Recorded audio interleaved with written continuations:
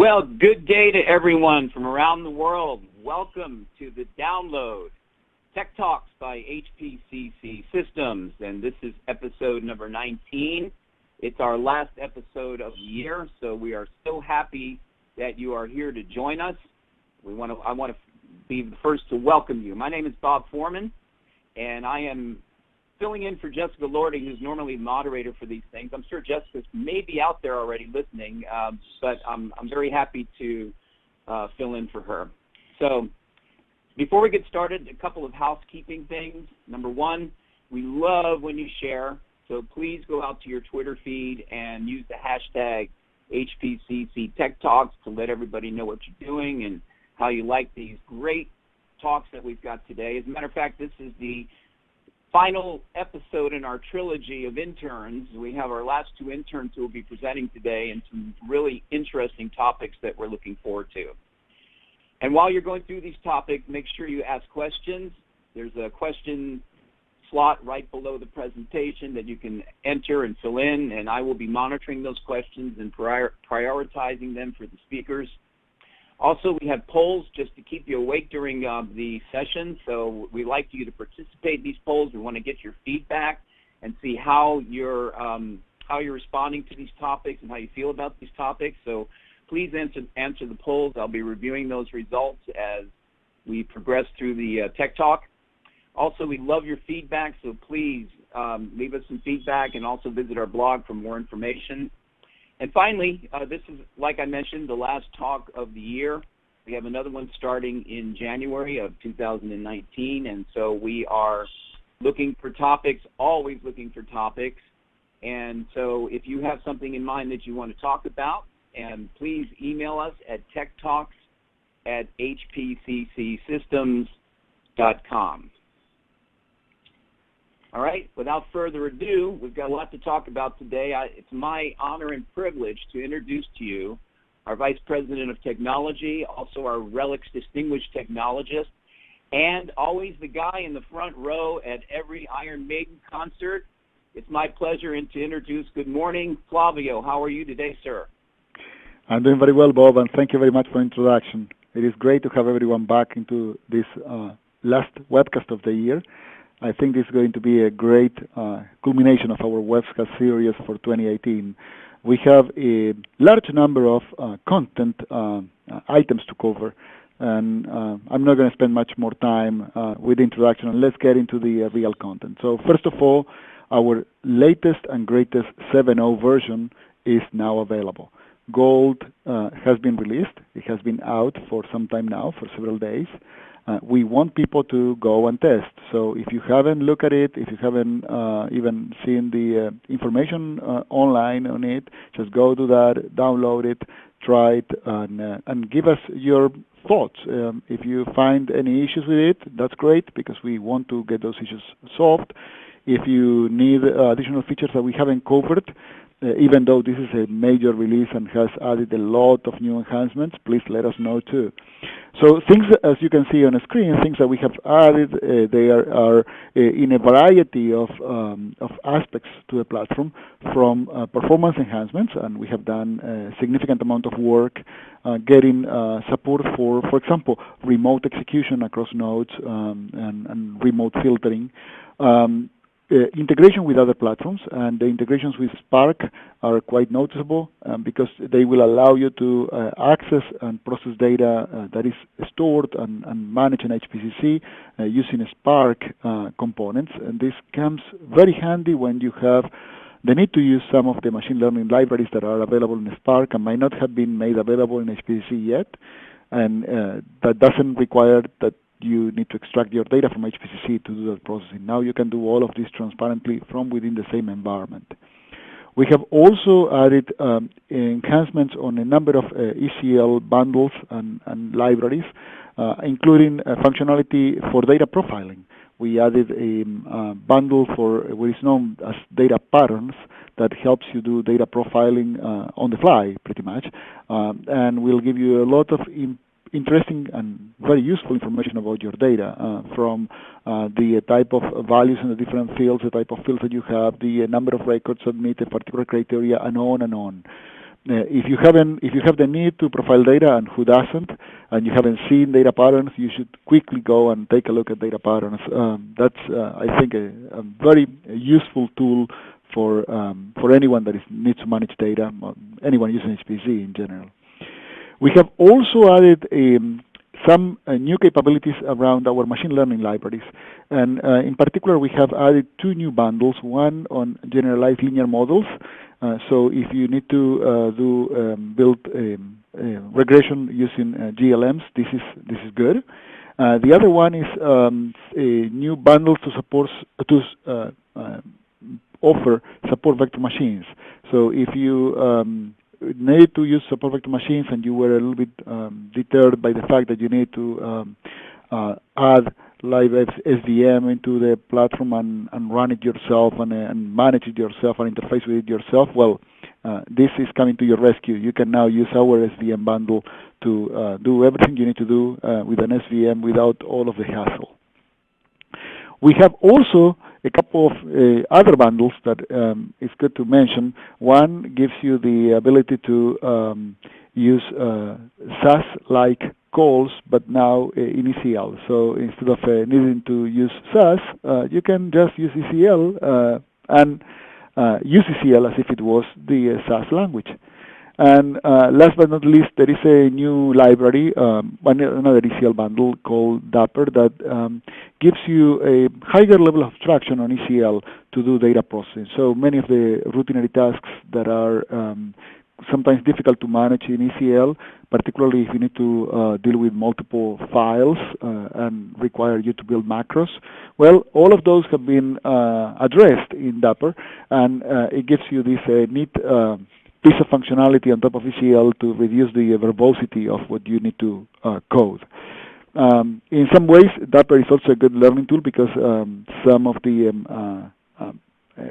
implementations of these abstractions are quite clever, perhaps in some cases too clever, but I let you judge that. Take a look and see if you can use it. All of these things are completely open source as well and are available right now, so just go and take a look.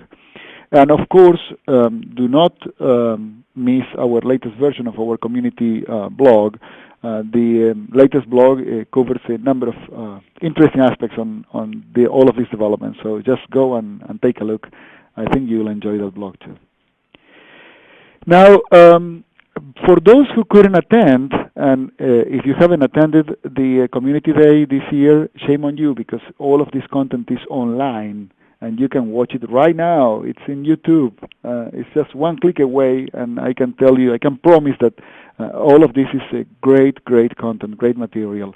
As you can see on the slide on the screen, we had more than 200 attendees this year, with 5 sponsors for the community day. We had a very large number of views on top of those that attended. So that adds to maybe 500 people just watching locally or remotely this community day. We had 2 workshops those were done the day before the community day, as we usually do. One by Bob Foreman, your host today, and the other one by Dan Camper. They got from the very general basic aspects of HPCC all the way to a practical data management problem solving session. And we had 24 sessions. This year, on top of that, we have done also breakouts, and we will cover some of those in a moment. And we had, as usual, our poster competition. We had 10 posters. All of them were very good posters, so judges had a very hard time trying to select the best one. And those posters came from people across 9 different academic institutions. We had, of course, a winner. We had a first, second, and third place, and you can see them on a screen right now. But it was great content and also a lot of fun. So if you haven't looked at some of this content, please go to the videos that are about the community day and take a look. I think you will enjoy this. The other important mention here is the fact that we have given a community award. You know that we have a community recognition award for those community members that are the most active and providing the most support to the community and driving projects for the community and truly doing active awareness across the community. And this year we have the pleasure to give this award to Ty Donovan. He is the professor and mentor for the American Heritage School in Delray Beach, Florida. He has done a great job at managing the robotics team and helping mentor these kids to get into technology in general and even computer science and programming. So he really deserves this award. And as I was mentioning before, we had a number of speakers, a large number of speakers across the community day, and we had breakout sessions. Since we couldn't fit all of the topics, all the speakers, and all the content in just one single track, we needed to open to 4 different tracks to fit the extra content. I'm telling you, it was a little bit hectic if you haven't been there. It did require a lot of coordination to get things right, but they went very, very smoothly. Lots of content there. Unfortunately, of course, if you were there physically, you could only watch one speaker at a time, and you were missing 3 other great speakers. But you can always go back home and take a look at the recordings, and all of this information is available online. Now, before I move the microphone to the next person, there is a question from the audience about, the question is about asking if we have a manual or some documentation for the new features that I was describing before. And yes, all of this is captured in the standard HPC documentation, but on top of that, there is plenty of information in the blogs in the HPC community site. So the manuals cover all of this, and as usual, we have our technical writers, Jean and Greg, working through this every time and preparing for the next release. And certainly Richard Taylor and Bob assisting them with the new capabilities, new commands, and new features.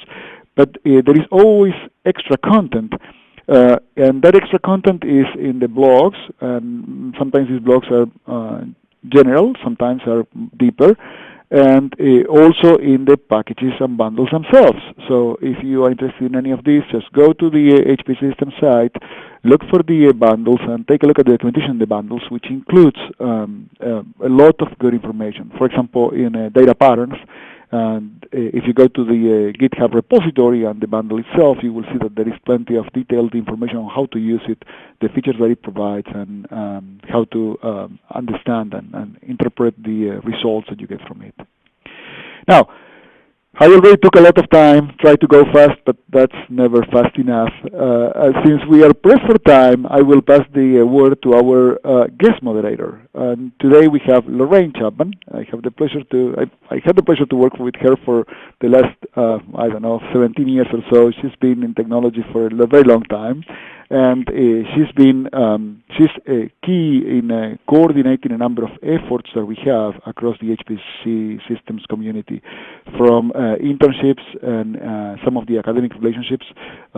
Since Lorraine is also based in the UK, she can also cover very well all of the relationships with researchers and academia in Europe and the UK. She's been also key to organize the internship program and ensure that things went smooth for every intern and coordinate the mentors and others. And she is also key in many times interfacing with the core development teams and ensuring that new ideas and new projects are properly driven to the developers and vice versa, and that new capabilities are being conveyed to the community so they can take advantage of these new capabilities. So no more introduction. I think no introduction I do is going to do enough justice. So Lorraine, the floor is yours. Thanks, Savio, for that lovely introduction. As Bob said earlier, this is the last in a series of tech talks that feature students from our 2019 intern program. But don't worry if you've missed any of the earlier tech talks. They've all been recorded for you to catch up on. So just visit the HPCC Systems Tech Talk section at wiki.hpccsystems.com and take a look at Tech Talks 15, 16 and 17. Some of our interns also presented at Community Day, that was just featured by Flavio, and as he says, you can also watch recordings of these and you can see the full list on our website, but they're also included in Tech Talk 18 as a list. And if you can, stay tuned until the end, because there's going to be an important announcement about next year's intern program. So today we have two students speaking about the projects they completed during their internship this year. Our program is mostly based on students joining us over the summer months, but we understand that sometimes this timing doesn't work. And where possible, we can accommodate students like Nicole, whose schedule meant it made much more sense for her to start her internship in January, and Jayashri, who started in mid-July because she's based in India, where the university semesters run to a completely different schedule to those in the US, for example. The projects you will hear about today demonstrate the varied nature of the types of projects available to students on our intern program. So Jayashri works on a project that will help HPCC Systems users to automate the building, deployment and testing of ECL code.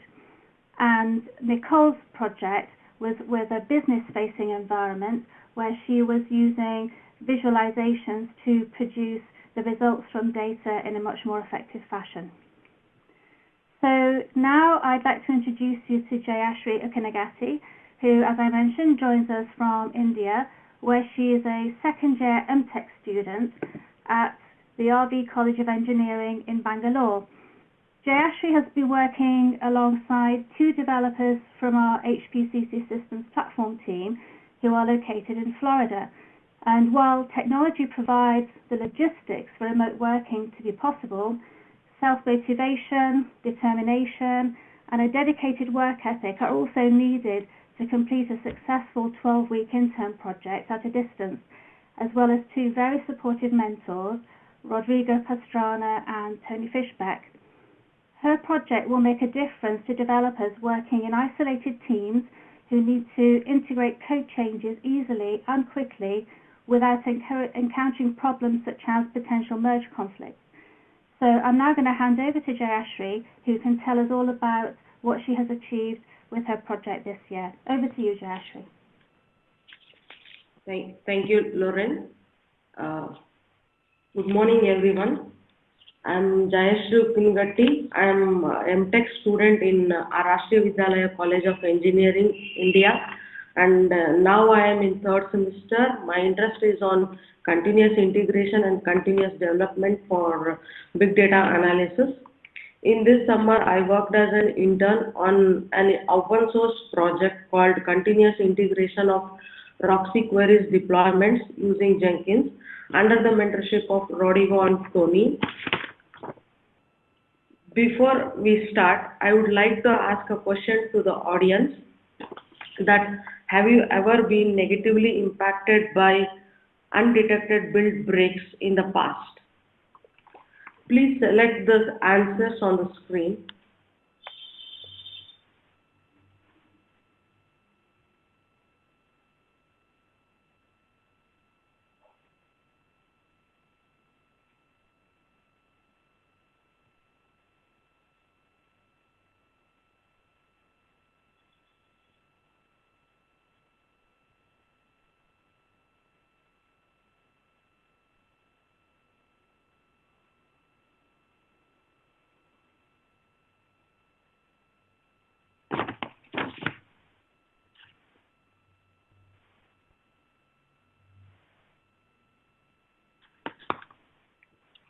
So we will go with the results at the end.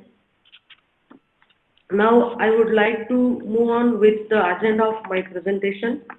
Today I will be talking about why continuous integration and continuous delivery, as well as different features implemented in our project during my internship, which includes clone the Git repository containing ECL attributes, perform ECL syntax check, perform build operation of executable ECL files, report results as comments to GitHub pull request.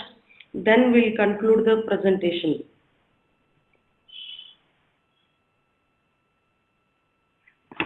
So, Jenkins is a continuous integration and continuous delivery open source application that automates the process of building, testing, and deploying software, where continuous integration, continuous testing, and continuous development can produce good quality software when implemented. Now we may think what continuous delivery is and why it is important.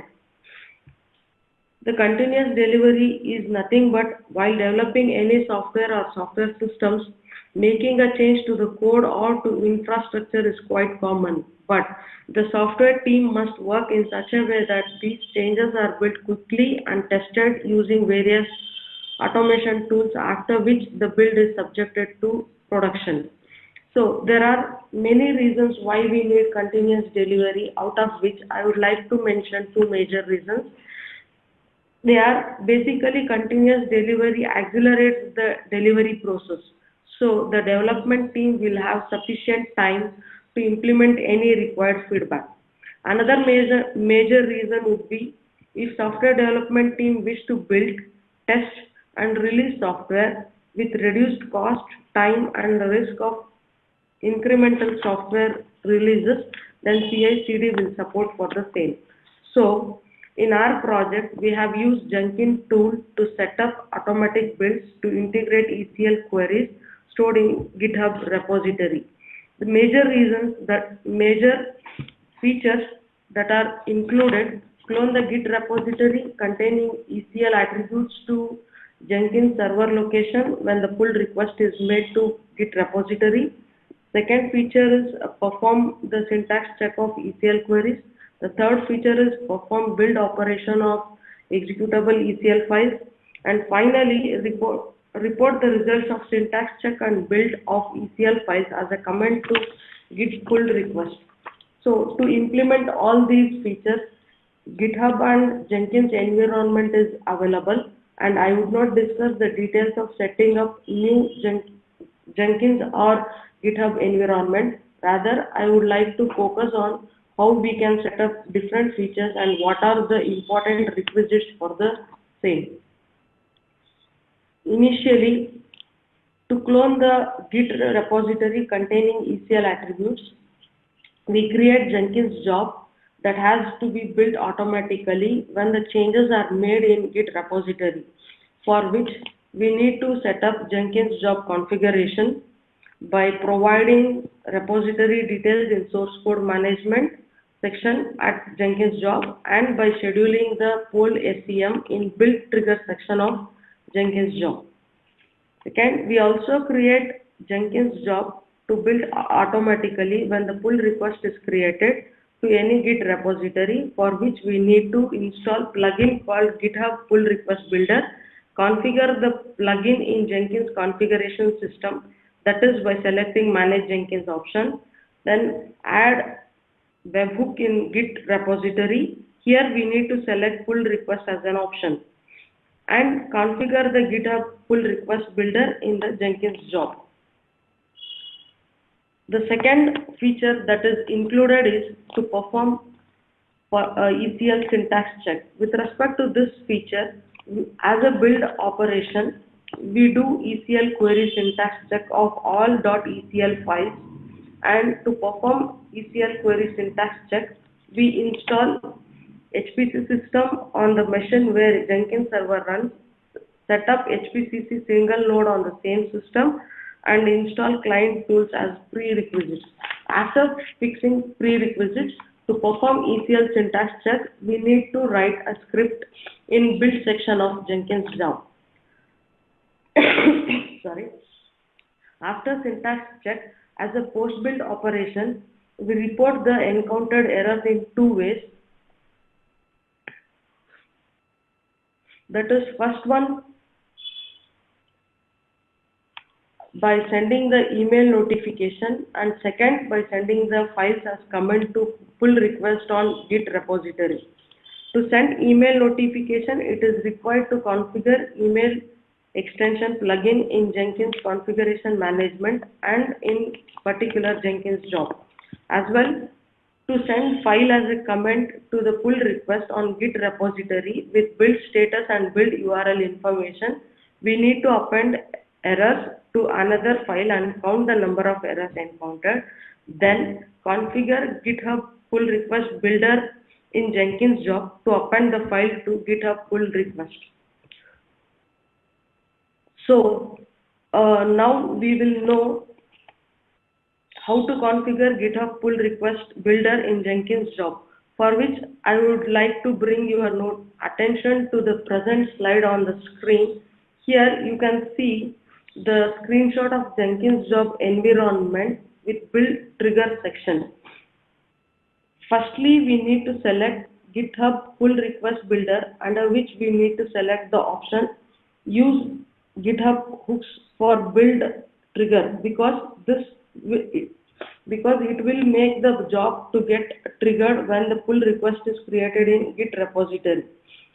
We then choose trigger setup option and in that select build status message option to send build status, which indicates failure or success status of Jenkins job as comment to pull request of Git repository. Next, select comment file option under the trigger setup option, which allows to mention the path of the comment file to be uploaded to Git pull request.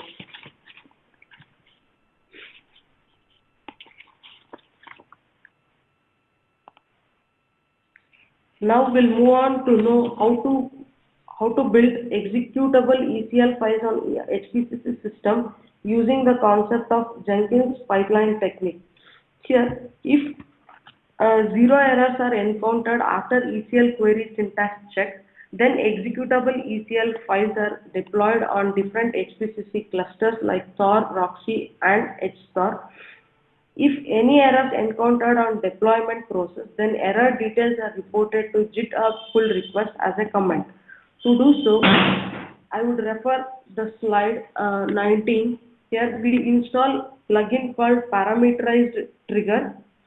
Second step is to configure the build trigger in new job to deploy ECL files on HPCC cluster in such a way that it should build if syntax check job's build result is successful. This new job will be considered as downstream Jenkins job. After that, we configure parameterized trigger plugin in upstream Jenkins job, that is the job which performs syntax check. Next, we write a script in build section of downstream job to build the executable ECL files on different clusters, for which to deploy ECL files, HPCC provides ECLCC platform command, and to execute that particular command, we are supposed to assign the command with the cluster we are going to deploy the file and the path of the file. Finally, append the command file if any errors encountered. After implementing all these features in Jenkins, any pull request made in GitHub will trigger the job and result will be uploaded to GitHub pull request. So in this particular present slide, we can see the sample of output of our work. 3 samples are provided, where the first sample shows the syntax error encountered and the link for the error details. Second sample shows 0 syntax errors. However, it shows ECL file build errors and the link for the error details. The third sample shows 0 syntax errors and 0 ECL build errors. With this, I conclude that our project automates the software development process for ECL developers by integrating ECL queries stored in Git using Jenkins development pipeline techniques. So now I would like to ask another question. What type of actions would you like to automate upon ECL commands? And please select the options on the screen.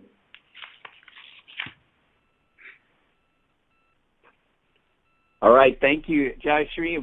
While you're answering that second poll question, I want to go over the first poll question. And again, if you haven't voted, go ahead and please do so, and the voting's still open. First question was, have you been negatively impacted by undetected build breaks in the past? And 66% of you out there said yes, 26% of you said no, and 6% are not sure. All right, so that's our first poll question. Definitely an important topic, an interesting topic for everyone out there. All right, we're still waiting for some of our poll question results to come in on the second question. What type of actions would you like to automate? We still have a few more coming in. While we do that, let's go ahead and take a couple of questions from the audience. I'm going to, let's see. Our first question here, Jayashree, we have you taken measures to check for the recently changed files only? Yes, we have taken measures by using git diff command in the script, and we can check the different commands in two different ways. That is, with respect to the previous commit and the present commit, as well as we can take the difference or changed queries with respect to the head repository. Again, for which we use git diff command for the same. Yes, we have taken that. All right, fantastic. And our last question here, I've got one more question here. What events of pull requests will trigger the Jenkins job? Yes, not only the pull request create event will trigger the job, whereas whenever the same pull request is reopened, edited, or assigned, then also the it will trigger the Jenkins job. All right. Thank you so much. And just we've still got some poll results coming in, but let's go right now into what we've got so far. We have, again, what type of actions would you like to automate upon ECL commits? 0% for published queries. We have 40% for regression tests, 10% for performance tests, but 50%, of course, say all of the above, and nobody said none of the above. So that's our poll results, and great job. I'm going to hand the microphone back to Lorraine, who will introduce our next speaker. If you have any questions for Jayashree, there's her email address right there. And again, all the way from India, thank you so much for presenting. We really appreciate your time and your effort and hard work on this project. Well done. Well done. Thank you. All right. So back to Lorraine. I'll give this back over to you. Okay, thank you, Bob. And I'd like to just second that you made there about Jayashree. That was a great presentation. Thank you, Jayashree. So our next speaker is Nicole Navarro. Nicole joined us from New College of Florida, where she was studying for an MS in data science. Having completed her studies, Nicole has now joined the same business-facing LexisNexis team as an employee, having completed her intern project, which focused on analyzing data about accidental deaths from drug overdose. So Nicole was tasked with creating interactive visualization tools to provide an analysis of opiate prescription rates by social group and geographical area. She also presented a poster about this project at our contest held during our Community Day Summit in October, and she achieved a well-deserved second place. So without further ado, I'd like to hand over to the award-winning Nicole Navarro so you can hear more about this extremely topical and interesting project. Over to you, Nicole. Thank you, Lorraine. That was a wonderful introduction. My project focused on ways to combat the opioid crisis using patient and prescription data. So I'm going to start you guys off with a poll to get you thinking about that. And I'll give you a second to answer that, and we'll come back to it in just a couple of minutes. The poll is, what is a good way to use prescription data to combat the opioid crisis? So the project I worked on during my internship utilized patient and prescription data to try and help gain a broader perspective on the opioid crisis in a given area.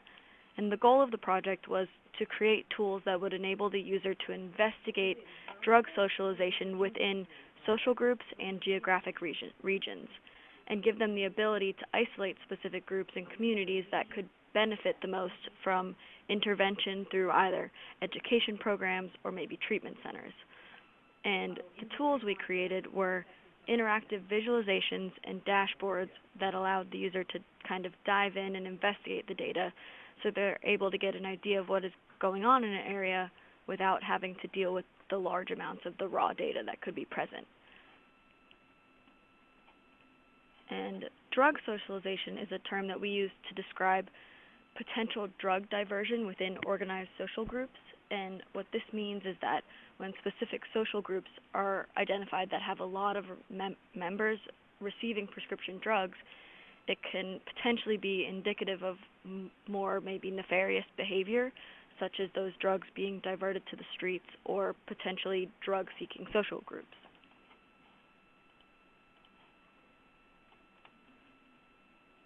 And the tools that we used to complete this project, we utilized ECL and KEL to compute new data features and the necessary attributes that could then be used in the data science portal to create these interactive visualizations and dashboards. And these tools really made this project possible because the speed of them on large data sets allowed us to maintain kind of an iterative process throughout the project that allowed for continual testing of different approaches and updating the data sets so that we could create the best dashboards possible.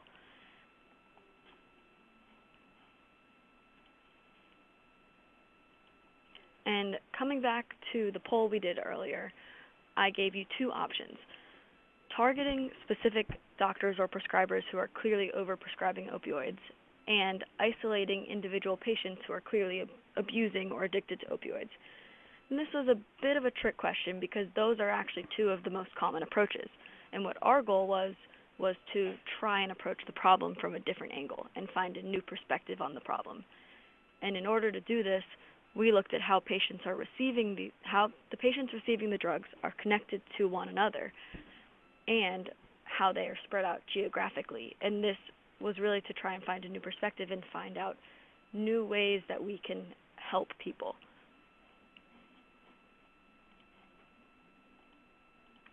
And before I jump into the dashboards and start showing some screenshots, I just wanted to make sure and point out that none of the data shown in the images is real patient data. It's all been kind of created for this demo presentations like this, and so everything you see will be like fake names, fake locations, and all of that. I'm not giving away real patient information. And so before we actually jump into those screenshots, I have another poll for you. On average, how many friends or family members do you think the typical person has who have received opioid prescriptions within the last 3 years? So I'll actually give a moment to let you answer that because I'm going to talk about it on the next slide.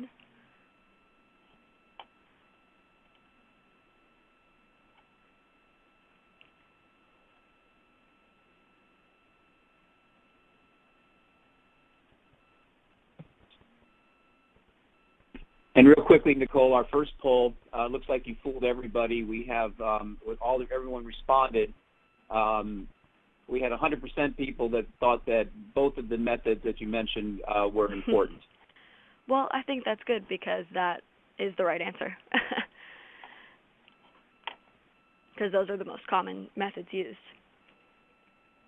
And so here now is the first dashboard that I created, and this focuses on networks of people where a large percentage of the network is receiving opioid prescriptions. And coming back to this most recent poll, the whole reason that this dashboard came about was because when we looked at the data, the typical patient had connections to usually 2 or 3 other patients receiving opioids, which, makes sense because most people can probably think of, 1 or 2 family members or close friends who may have had dental work or an injury or something that required them to get opioids, but you don't know a ton of people receiving these.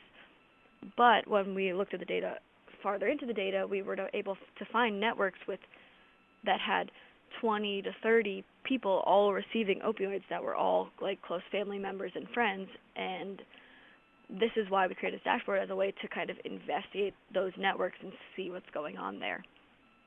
And this dashboard actually allows us to isolate these groups of people who have much higher amounts of opiate use within their social group, which, as I mentioned before, could be indicative of not only drug abuse within that social network, but also potential criminal activity, where these organized social groups are seeking out prescriptions and then diverting them onto the streets. And so this dashboard allows you to kind of hone in on these groups based on either the most prevalent drug within the group, the city or town they're located in, and the number of patients getting these prescriptions as well. So once you choose a specific social group that you want to look at, you're able to see how this network is spread out geographically with the dots shown on the map. And these actually represent individual members or households within the group, and the colors show the number of prescriptions received. So the green dots represent a person or household with 10 or less prescriptions, and the red dots represent households receiving more than 10. And you can also see the overall level of the drug being prescribed over time to the entire network in the graph on the bottom right. And so I'm going to also show a couple more examples of different networks. And in this one, I cropped out the rest of the dashboard so you can get a better view of the map and the dosage that the network is getting. And you can see in this one, this is a larger network than the last one we were looking at, but a lot of the dots are green dots, so they may only be receiving 1 or 2 of these prescriptions. And you can also see the difference in the overall network dosage, where it's much lower than in the last one. And this is actually the dosage added up for every member of this network that's being shown on the map. And the next example is smaller, but has much more red. More of the dots are red than in the last one, and you can see that the dosage jumped way up from the last network that we were looking at. And this is the second dashboard I created, and this one focuses on how patients and households receiving specific drugs are spread out geographically within a specific city or town. And like in the first dashboard, you're able to kind of hone in on a specific drug and area of interest, and from there you have a full map of the households in that area or city or town receiving these high-risk prescriptions. And these maps are interactive and can be used to zoom in and out on different areas where households may be receiving like a lot of red dots in a certain area or whatever you are actually looking for as the user. And the red and green dots are the same as in the last one, where green dots is 10 or less prescriptions in a household, and the red dots are households with more than 10 prescriptions in our data. And you can also actually click on one of the dots on the map and get an idea of the activity within that household and kind of see what's maybe going on. And so you can see who lives there as well as who is receiving what drugs and the level of the drug prescriptions over time. And in this image, the map is zoomed kind of to a street level, so you can see in pretty good detail all of the households. And in the next slide, I'll show some examples of how the different types of views you can get. So this is the same map, just zoomed in to go closer, and you can also move it around to different areas as well. So you can really start from a very high up view and see which of these areas look interesting, what do I want to zoom in on, which households do I want to look at, which neighborhoods. And so that is actually my last demo image. So does anyone have questions or anything for me now? Thank you, Nicole. We do. Actually, before we do, let me take a look at our last poll question as well. And how many friends or family members do you think a typical person who has received opiate prescriptions in the last 3 years? I guess we have some healthy people in the audience because we have 57% only said 2 or less, 14% with 3, 14% with 4, and 14% with 5. So a pretty even distribution after that. 14 times 3, that's 52%. So yeah, almost half of the people had more than 2 people with opioid prescriptions.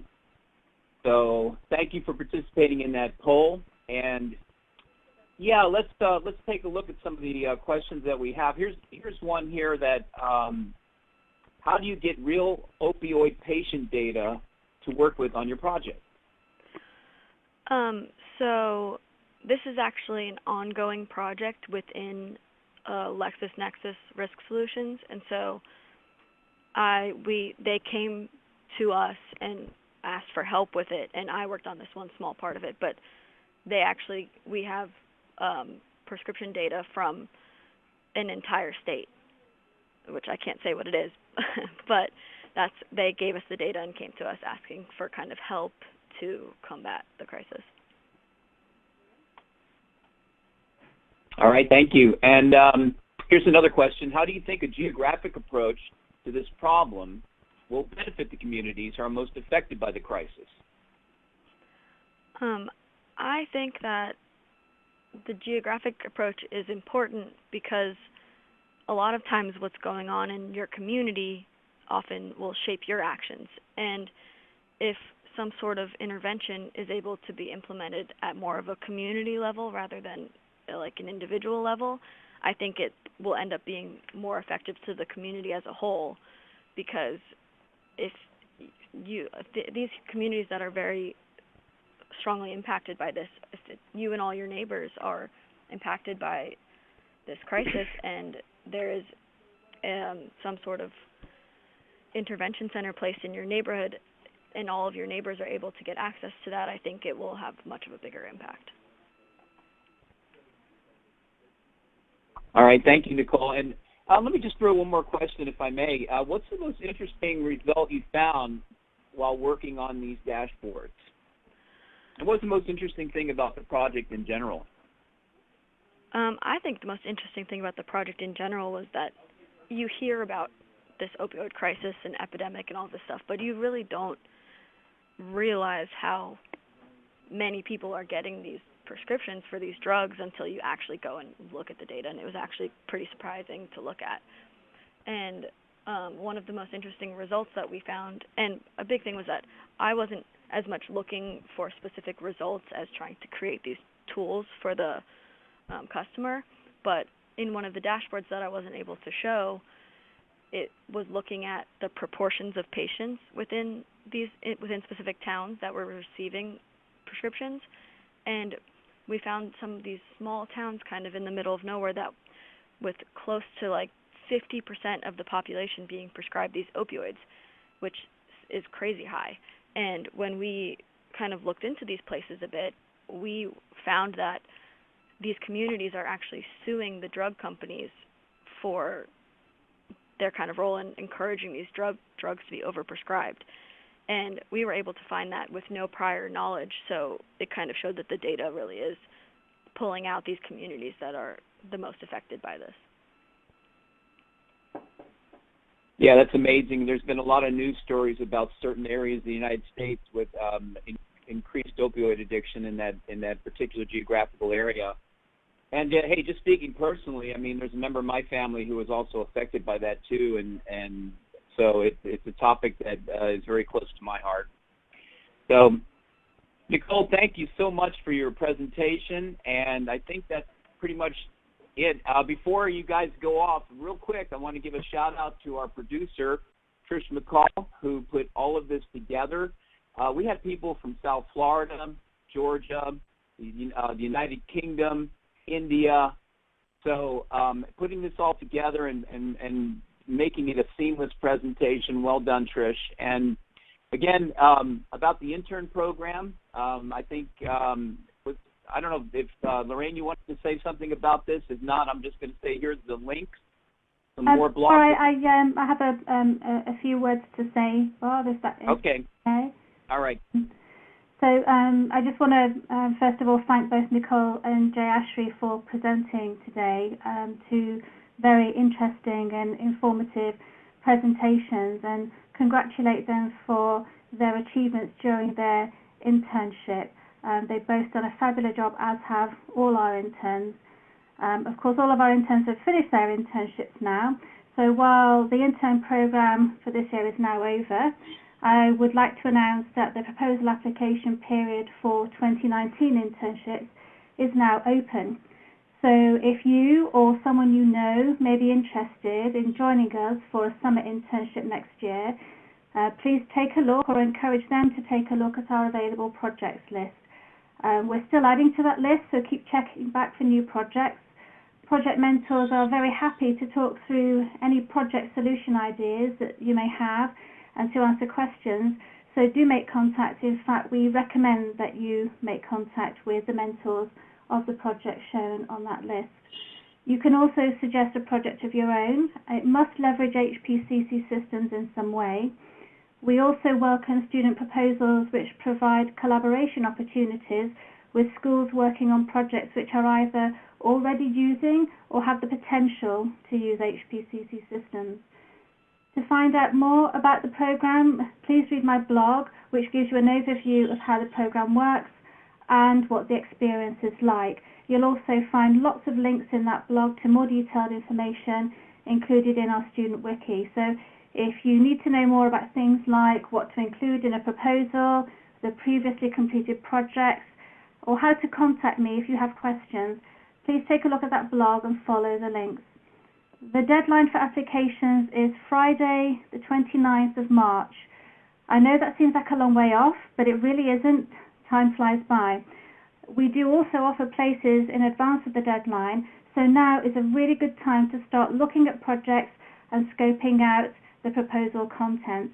Every year we get proposals at the very last minute, having already awarded all the places we have available, so it's really worth getting ahead of the game so that you don't miss out on a place. And all the links that you need are on the screen now, but please pay attention to the top one, the blog about the program. It gives you a lot of information that you can use to learn about the project. So thank you for listening to the students present today. Bob, do you have a few last words before we close off? Yeah, one more thing too. Lorraine also has an excellent blog on the new features of 7.0. So I know that as a teacher and ECL trainer, it helped me a lot to get zoned in on what was new. And so once again, these blogs are essential. Please go out to the HPCC Systems portal and check out the blogs, and particularly the ones from Lorraine. All right, so yes, we're going to wrap up now. Thank you, Lorraine, again, Flavio, and our guest speakers. If you remember, if you have a new success story you want to share, use case, some kind of HPCC systems application that you want to demo, ECL tips and sample code, you have a new suggestion for our roadmap, again, there's our email right at the bottom there, techtalks@hpccsystems.com. And also visit the Download Tech Talks wiki for more information and to check out some of the past Tech Talk presentations. So happy holidays to everybody. Close out the year. Again, have a great rest of your year, and we will see you all again in January 2019. All right, thank you very much.